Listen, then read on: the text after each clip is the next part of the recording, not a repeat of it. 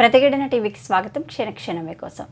వారానికి 200 రూపాయలు ఫైనాన్స్ కిస్తీలు కట్టలేక ఇద్దరు పిల్లలను అనాథలు చేసి ఆత్మహత్య చేసుకున్న భార్యాభర్త. భూపాలపల్లి మండలం కమలాపూర్ గ్రామానికి చెందిన బానోత్ దేవేందర్, చందన దంపతులు వ్యవసాయ కూలి పనులు చేసుకుంటూ జీవిస్తున్నారు. వీరికి ఇద్దరు కుమారులు రిషి, జస్వంత్. గ్రామాల్లో కొంతమంది మహిళలను గ్రూపుగా ఏర్పరిచి ప్రైవేట్ ఫైనాన్స్ వ్యాపారులు రుణాలిస్తుంటారు. అయితే కొద్ది నెలల క్రితం చందన సభ్యురాలుగా ఉన్న సంఘం సభ్యులంతా కలిసి 2,50,000 వరకు అప్పు తీసుకున్నారు. దీనికి ప్రతి వారం 200 రూపాయలు కిస్తీ కట్టాల్సి ఉంటుంది. కొన్నాళ్ళు సక్రమంగానే చెల్లించిన భర్త, పిల్లలు అనారోగ్యాల బారిన పడడంతో చందన కొన్నాళ్ళుగా కిస్తీలు కట్టలేకపోయింది.